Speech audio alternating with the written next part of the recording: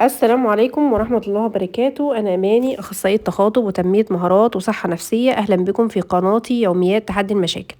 أحب أرحب بكل المشتركين في القناة، أهلا وسهلا بكم في قناتي. أحب أرحب برضو بالمشتركين الجداد في القناة، أهلا وسهلا بكم كده، نورتوا القناة. أحب أقول لكم إن القناة متنوعة، فيها حاجات عن الصحة النفسية، في فيديو عن مشروبات السعادة النفسية، في فيديو عن 14 أكلة للحصول على السعادة النفسية، في فيديو عن جمل بتدمر الصحة النفسية، في فيديوهات عن الميزانية، في فيديو عن بدائل التوفير، في فيديو ازاي اوفر 50% في استهلاك الكهرباء، في فيديو ازاي اوفر 50% في استهلاك الغاز. الفيديوهات في القناة متنوعة. في فيديو ازاي اخسس وزني واظل رشيق طول حياتي. الفيديوهات في القناه متنوعه، خدوا كده لفه في القناه. الناس اللي لسه داخله جديده، ان شاء الله ان القناه تعجبكم وتلاقوا فيها افكار حلوه. يا ريت بقى لو لقيتوا اي فكره تعجبكم اعملوا لايك للفيديو واشتراك في القناه. النهارده ان شاء الله فكره الفيديو عن افكار لقضاء اجازه سعيده بدون ملل وشغل وقت اولادنا في حاجات مفيده. اول حاجه عايزه اقولها لكم، ما ينفعش ابدا ابدا الاجازه واحنا مخلصين لسه امتحانات ومذاكره واقول لهم تعالوا كده نراجع اي ماده من المواد اللي خدناها. طبعا الموضوع هيبقى ملل جدا وهيرفضوا. فالاول ابدا بانشطه ترويحيه وترفيهيه، وبعد كده ادخل بقى على الحاجات اللي هنراجعها زي الانجليزي مثلا، او اي ماده نفسنا نراجعها ونحسن مذاكرتنا فيها. اول حاجه نتكلم فيها هي ننظف حجرتنا، نعود ولادنا ان هم ينظفوا اوضتهم. تاني حاجه يرتبوا اوضتهم، يتعود الطفل انه يرتب سريره. علمي ابنك او بنتك تشيل الملايه بتاع السرير وتحط ملايه نظيفه وتغير كيس الملايه وتحط كيس ملايه نظيف. تالت حاجه، علم ابنك او بنتك يعملوا الفطار، زي مثلا من سن 10 سنين مثلا او 9. ممكن نعلمهم ازاي يعملوا سندوتش لنفسهم باستخدام مثلا سكينه بلاستيك. ازاي مثلا نعلمهم يسلقوا بيضه على النار ويظبطوا المنبه، ولما المنبه يرن يطفوا عليها. طبعا بتاخد ربع ساعة. رقم 4، علمي ابنك أو بنتك تساعدك في البيت. علميهم مثلا يغسلوا المواعين، طالما الطفل بيطول الحنفية كده بتاع المية علميه يغسل لك المواعين سواء ولد أو بنت. مفيش حاجة اسمها ايه شغل البيت ده اللي يعمله البنات أو الستات بس. احنا طالما عايشين مع بعض يبقى ولادك سواء ولاد أو بنات يساعدوكي. رقم 5، مهارة الطبخ. علمي ابنك أو بنتك يساعدوكي وعلميهم يعملوا معاكي الأكل. برضو مفيش حاجة اسمها الطبخ ده للبنات او الستات وبس. احنا عايشين مع بعض وعندنا اولاد وبنات يساعدوكي كلهم في كل حاجه. الطبخ ده يتعلموه سواء اولاد او بنات. نفترض دلوقتي ان الام مثلا اللي مش بتعلم ابنها في اي حاجه وبتساعده كده، سايباه قاعد على التابلت او التليفون كده طول اليوم. نفترض بقى لا قدر الله الام دي مرضت او الام دي توفت، الابن ده هيعمل ايه؟ هيعاني، مش هيلاقي حد يعلمه حاجه. لكن لو معلماه يعمل الاكل لنفسه مثلا هيعمل الاكل لنفسه عادي ومش هيحصل حاجه. لكن لو مش عارف حاجه ولا عارف يعمل الاكل هيضطر يعمل يجيب اكل من الشارع بقى كده، مش عارفين بقى اتعمل نظيف اتعمل كويس ولا لا. رقم 6، الأنشطة الرياضية مهمة جدا ومتنوعة. عندك أنشطة كتيرة جدا: كرة السلة، كرة القدم، كرة الطايرة، كرة اليد، التنس، الكاراتيه، الكونغ فو، الكيك بوكس، البولينج، الجودو، السباحة، الMMI، الجمباز. كل دي أنشطة كتير رياضية ممكن نتعلمها في الأجازة، نختار منها، مش لازم نمارسها كلها، نختار منها 1 أو 2 ونتعلمهم. ليه بنقول نمارس رياضة في الأجازة؟ إن الرياضة بتساعد المخ يفرز هرمونات السعادة، الدوبامين والسيروتونين. وكمان في أطفال عندهم فرط حركة ومن شدة حركتهم بيكسروا البيت لأهلهم وعاملين لهم مشاكل في البيت وبيقعدوا يضربوا بعض. واهل الناس دي، اهل الاولاد دول بيعانوا من الطاقه الشديده دي ويقعدوا يضربوهم. فبدل بقى ما نضربهم استغل الطاقه دي في شيء مفيد، وبكده الاطفال دي هتكون بعد التمرين هاديه. طيب هنيجي بقى حد يقول لي الرياضه دي بتكون 2 أو 3 في اليوم في الاسبوع. 2 أو 3 في الاسبوع، بعد كده الطفل باقي ايام الاسبوع هيعمل ايه؟ برضو عنده حركه شديده، يبقى كده لسه في وقت فراغ لازم نشغله كويس. لازم نمارس حاجة تانية بجانب الرياضة، أي هواية بقى، نتعلم مهارة تانية عشان نستغل الوقت ده. رقم 20، مهارة الرسم، ممكن ياخد كورس. رقم 21، مهارة الكروشيه، ممكن ياخد كورس أو يشوف فيديوهات على اليوتيوب. ما شاء الله اليوتيوب ما خلاش حاجة إلا ومطلع عمل فيها فيديوهات يتعلم إزاي يعمل كروشيه سواء بنت أو أي حاجة. رقم 22، مهارة التصوير بالموبايل. رقم 23، مهارة الكتابة. رقم 24، لعبة الشطرنج. رقم 25، مهارة التسوق. دي مهارة مهمة جدا، وكتير من الناس قاعدين كده أولادهم في البيت ومش بياخدوهم معاهم لما بيخرجوا. والموضوع ده ليه فوائد كتيرة. هيتعلم الطفل منه انه يعرف احتياجاته، هيزود الثقة بالنفس عند الطفل. هتعودي ابنك، هتعلميه ازاي يكتب قائمة بالاحتياجات او المشتريات اللي هو عايز يجيبها من الهايبر او السوق، ايا كان بقى المكان اللي بتشتري منه ده. وطفي معاه كده. هتقولي له على الحاجات اللي انتي هتتفقي معاه عن الحاجة ان هو هيجيبها من الهايبر، حاجة حلوة مثلا، حاجة مثلا بمبلغ كذا، وما ينفعش يتخطى المبلغ ده عشان نقدر نجيب بقية الحاجات بتاع البيت.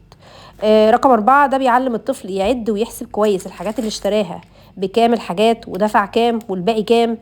رقم 5 خلي ابنك يدفع الفلوس بنفسه، لان الموضوع ده هيخليه عنده ثقة بالنفس، يتعلم ازاي يتعامل مع الناس بره البيت ويتكلم معاهم ازاي. رقم 26 مهارة المونتاج. في فيديوهات كتير قوي بتعلم المونتاج، زي برامج كتير زي كاين ماستر او برنامج انشوت. رقم 27 مهارة التصميم، ازاي اعمل صورة مصغرة مثلا للفيديو. رقم 28 مهارة زراعة النباتات. المهارة دي مفيدة جدا وجميلة جدا. طيب لو عندك مكان فيه شمس، في بلكونة، او ربنا موسع عليكي وعندك حديقة حوالين البيت او في العمارة اللي انتي ساكنه فيها، ممكن تزرعي فيها او في البلكونه. الموضوع ده بيكون ممتع لما يكون عندك شمس، استغليها. لما الطفل يلاقي ان مجهوده ليه فايده ويشوف النبات وهو يكبر ايه هي اجزاء النبات ويبدا يتعرف عليها على اسمائها. رقم 29 مهاره اللغه. اي لغه بقى يتعلمها الطفل، يتعلم لغه انجليزيه هتنفعه في الدراسه، هتنفعه لو سافرت خارج بلدك، او لو سافر الطفل نفسه لما يكبر. رقم 30 مهاره الذكاء الاصطناعي. ايه هي البرامج وازاي استعملها وازاي استغلها عشان اكسب فلوس. رقم 31 مهارة البرمجة.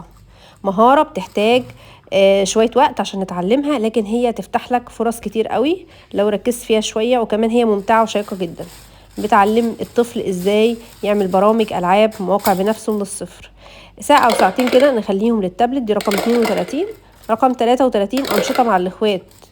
نستخدم العاب يلعب فيها اكتر من شخص، يعني مثلا لعبه كونكت فور، لعبه الكوتشينه، لعبه اتوبيس كومبليت. رقم 36 السلم والتعبان. رقم 37 بنك الحظ. رقم 38 لو في ولاد او بنات عند للجيران سنهم مناسب لولادك او بناتك، ممكن يلعبوا معاهم في النادي او في اي حديقه. طيب رقم 39 الخروج للتنزه في اي نادي او في اي حديقه عامه او اي حديقه حيوان. طيب زياره حديقه الحيوان دي مفيده في ايه؟ بتخلي الطفل بيكتسب معلومات عن الحيوانات واسمائها واشكالها، بتاكل ايه، والطيور اسمائها واشكالها والوانها واكلها ايه. طيب ممكن بدل ما نزور حديقه الحيوان لو في اي ظروف نشغل لهم قناه ناشونال جيوغرافي على التلفزيون، برضو بتجيب طيور وحيوانات واسماك وعالم البحار، دي برضو مهمه ومفيده جدا. رقم 40 ممكن الطفل او الولد او البنت دول يروحوا جيم يومين او 3 ايام في الاسبوع، لان الرياضه ليها فوائد كتيره جدا، بتقلل القلق والاكتئاب، تنشط المخ والجسم، بتساعد على افراز هرمونات السعاده، بتوسع الشرايين، يعني ليها فوائد عظيمه جدا. كمان بتشغل وقتنا وتبعدنا عن السوشيال ميديا اللي اصبح ادمان لناس كتير واطفال كتير ومراهقين كتير. رقم 41 مشاهده شيء كوميدي، نكت او فوازير. رقم 42 حل الالغاز او فوازير، دي حاجات بتنشط العقل. رقم 43 ممكن الطفل يعمل نشاط المذيع، يعني نجيب كرتونة كده نعمل فيها فتحة يطلع منها راسه وفي زراير كده شبه التلفزيون. المهم يقعد الطفل يتكلم حوالي ربع ساعة، دي ليها فوائد كتير قوي، ينمي الثقة بالنفس، يحسسه بالسعادة، يدي الطفل قدرة لغوية، قدرة على التواصل. رقم 44 مهارة التلوين. رقم 45 مهارة الإنشاد. رقم 46 نعمل صندوق لمعالجة الملل، بمعنى نجيب كده صندوق أو برطمان نحط فيه ورق، وكل طفل من ولادك يختار ورقة لما يفتحها يلاقي مكتوب نشاط يعمله او اي العاب يلعبوها. رقم 47 ممكن الطفل ياخد اي كورس مفيد، كورس التواصل، كورس الثقه بالنفس، كورس القياده، فن طي الورق، المندال، يعني تلوين اشكال اكثر تعقيدا. رقم 48 تدريبات لتنميه التركيز والانتباه والادراك، ده هيعالج فرط الحركه وتشتت الانتباه. كل يوم يقعدوا يشتغلوا كده نص ساعه بازل، تركيب بازل زي ما انتم شايفين كده قدامكم. بعد كده عندي او رقم 49 ليجو. رقم 50 ميكانو. بنك الحظ ورق كوتشينه في علبه بيها كده 100 كارت في اسئله، بينشط ذهن الطفل ويختبر معلوماته، في معلومات ثقافيه ودينيه وعلميه. رقم 52 قراءه القصص حسب عمر الطفل، في قصص مصوره من 5 ل 8 سنوات، قراءه قصه ويعيدوها على الام مثلا او الاب. الموضوع ده مهم، بينمي القراءه واللغه وبيشغل وقت الفراغ بشكل كويس، بيشغل وقت الفراغ بشكل كويس. رقم 53 ممكن الطفل يراجع الكلمات الإنجليزية اللي هو أخدها، لأن اللغة الإنجليزية دي لغة تراكمية، الكلمات بتتكرر معانا كده كل سنة وبتزيد عليها كلمات جديدة وجمل جديدة. رقم 54 ممكن الطفل يتعلم محادثة، في كتاب جديد نازل اسمه أهم 6000 جملة في اللغة الإنجليزية، ده هيقوي المحادثة عند ابنك أو بنتك، كمان هتنفعه في الدراسة وتنفعه في الشغل وتنفعه لو سافر خارج بلده. زي ما انتم شايفين كده ده البوكس اللي جه فيه الكتاب اهم 6000 جمله في اللغه الانجليزيه. انا جبته طبعا ليا ولولادي، هنتعلم محادثه، نبقى محترفين في المحادثه، ونستغل بقى كده الوقت بتاع الاجازه. زي ما انتم شايفين كده البوكس جواه 3 كتب. الكتاب الرئيسي فيه جمل كتيره جدا وتحفه جدا. بعد كده عندي في كتاب تاني اللي هو انترفيو المدرسه. ده انترفيو المدرسة لما نكون رايحين نعمل مقابلة في مدرسة انترناشونال. وبعد كده عندي خريطة الجرامر، طبعا 3 كتب في غاية القمة، في قمة الجمال والتحفة، تحفة جدا. ال3 كتب بصراحة استمتعت بيهم جدا، وهم رائعين جدا، وهتستمتعوا جدا بيهم لما تجوبوهم. زي ما انتم شايفين كده ده البوكس طبعا اللي جاي فيهم، حاجة كده في قمة الروعة وقمة الجمال، يخلي الانجليزي سهل جدا عليكي وبسيط، واي حاجة تلاقيها فيه. رقم 55 حفظ جدول الضرب. رقم 56 دورة لتنمية اللغة الإنجليزية. رقم 57 ممكن ناخد دورة، ندي لولادنا دورة لتحسين الخط. رقم 58 ممكن الولاد ياخدوا دورة في الكمبيوتر لأنه مهم جدا. رقم 59 ممكن ياخدوا دورة في التكنولوجيا. رقم 60 ممكن ياخدوا دورة في المونتاج. رقم 61 دورة في الجرافيك. ممكن رقم 62 دورة في الفوتوشوب. الدورات دي هتخلي ولادكم يكتسبوا مهارات وتنمي عقلهم. رقم 63 هنروح مكتبة عامة ونقرأ كتب. في كتب بتبقى مجانية أو نشتري كتب لو كان في مقدرتنا نشتريها عادي جدا. الطفل بيمارس القراءة، والقراءة دي هينتقل أثر التدريب بتاعها للمذاكرة. رقم 64 بقى أنشطة للجانب الروحي، علمي ابنك يصلي، ده نشاط روحي. رقم 65 حفظ القرآن. رقم 66 حفظ الأحاديث. رقم 67 القراءة في السيرة النبوية زي سيرة لابن هشام. القراءة في الغزوات، قصص الأنبياء. رقم 68 أذكار. الأذكار دي مهمة جدا، ابنك أو بنتك تتعلمها زي أذكار الخروج، أذكار الدخول البيت، أذكار دخول الخلاء، أذكار النوم، أذكار دخول المسجد، أذكار الخروج من المسجد. رقم 69 الاستماع إلى درس ديني معين. الأسرة كده تقعد مع بعضها وتشغل درس ديني تتفرج عليه مع بعض في الشاشة. لو عملنا الحاجات دي أو جزء منها اللي هيحصل ايه؟ هيحصل تراكم ثقافي ومعرفي وديني. التدريب على صلة الرحم، اطلب من ابنك او بنتك تلخص درس. رقم 71 نطلب من ابننا او بنتنا يلخصوا درس، مثلا لو كانوا في صف سادس او خامس على الاقل مرة. اقل من كده اقل من كده في السن هيبقى صعب. درس ديني زي الاخلاص، الصدق. بعد كده رقم 72 علمي ابنك او بنتك يعملوا ازاي حلويات في البيت، اي حاجه بقى بيحبوها، يعملوا تورته، يعملوا جاتوه، يعملوا بسبوسه، كنافه، اي بقى حلويات بيحبوها. رقم 73 كده لعبه تركيب الدبابيس. عندنا لعبه تركيب البازل. عندنا لعبه السلم والتعبان. رقم 75 لعبه تركيب الاطواق. عندنا رقم 76 اعملي نوتة بعنوان أنا مين، فيها وصف لشخصية الطفل. طبعا الطفل هو اللي يعملها، يوصف شخصيته والصفات اللي بيحبها في شخصيته، وايه الحاجات اللي نفسه فيها او حب يطورها في شخصيته وعايز يشتغل عليها، ايه الحاجات اللي بتخليه سعيد، ايه الحاجات اللي بتخوفه، ايه الحاجات اللي بتخليه متضايق، ايه اكتر الحاجات اللي بتحمسه.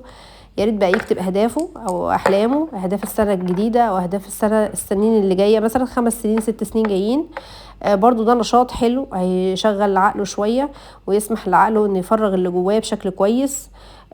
يكتب الاماكن اللي نفسه يروحها، يكتب الحاجات اللي نفسه يجربها، يكتب شخصيته المفضله. المهم ان الموضوع ده هيكون ممتع جدا وهيشغل وقت كبير جدا عند الطفل. دي كانت مجموعة أفكار كتير لأنشطة ومهارات كتير ممكن تشغل وقت الطفل. مش لازم نعمل كل الأنشطة، لكن المهم إن احنا نختار منها جزء يشغل وقت الطفل. مش لازم نعمل كل الأنشطة دي، لكن المهم إن احنا نختار منها جزء يشغل وقت الطفل ويسعده ويزوده بالمعلومات ويزوده بالمهارات. ممكن المهارة تتحول لمصدر للدخل.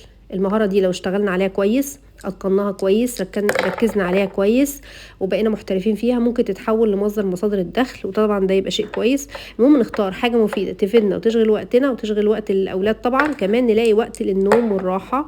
الطفل على الأقل ينام من 8 ل 9 ساعات متوسط عشان يقدر يستمتع بالاجازه. يا ريت بقى لو عجبكم الفيديو لايك للفيديو واشتراك في القناه لو لقيتوا فيها اي فكره او اي حاجه افادتكم، واشتراك في القناه. وشكرا جدا ليكم. خدوا كده يا ريت اللي داخل ياخد لفه كده في القناه، هتلاقي افكار متنوعه وافكار كتيره جدا. انا عرضت معاكم كل الافكار الممكنه اللي ممكن تشغل وقت الطفل. كمان ممكن الطفل يروح المراكز الاستكشافية يتعلم حاجات عن العلوم، عن الكيمياء والفيزياء والأحياء، دي برضو من ضمن الأفكار.